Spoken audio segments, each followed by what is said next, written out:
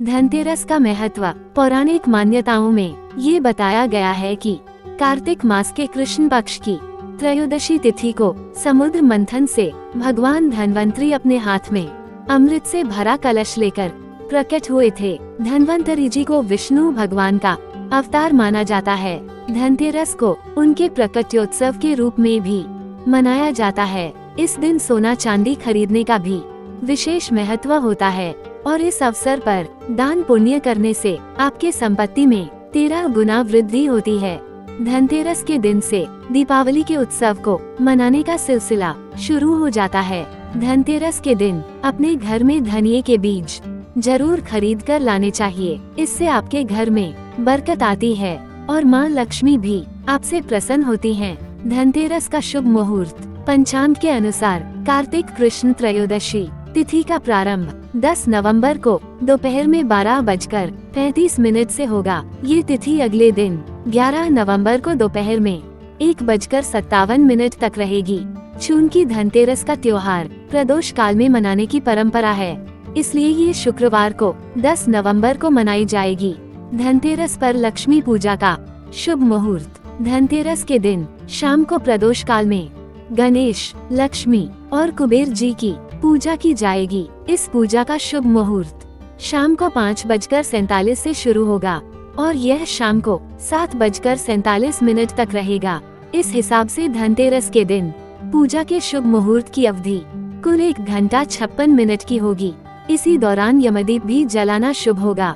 धनतेरस पर सोना खरीदने का शुभ मुहूर्त। पंचांग के अनुसार धनतेरस पर सोना खरीदने का शुभ मुहूर्त दोपहर में 12:35 से शुरू होकर अगले दिन सुबह 11 नवंबर को 6:40 तक रहेगा। इस वक्त में की गई सोने की खरीद आपके धन में कई गुना वृद्धि करने वाली मानी जा रही है। धनतेरस की पौराणिक कथा। एक बार हेम नाम का राजा था और उनका एक पुत्र था।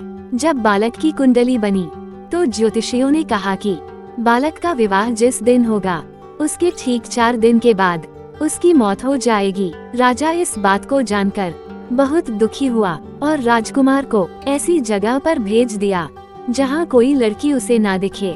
लेकिन एक बार एक राजकुमारी उधर से गुजरी और दोनों एक दूसरे को देखकर मोहित हो गए और उन्होंने गंधर्व विवाह कर लिया।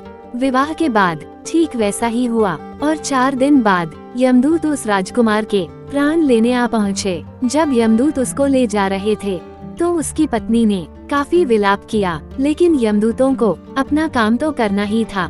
नव विवाहिता के विलाप को सुनकर यमदूतों ने यमराज से विनती की, हे यमराज, क्या कोई ऐसा उपाय नहीं है जिससे मनुष्य अकाल मृत्यु से मुक्त हो जाए?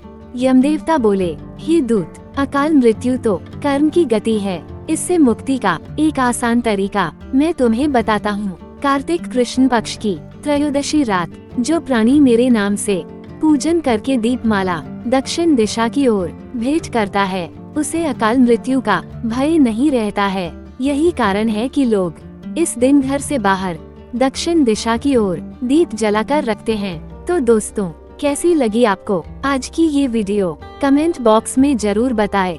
और दोस्तों, इसी तरह की अच्छी वीडियो के लिए चैनल को लाइक और सब्सक्राइब कर लीजिए। धन्यवाद दोस्तों।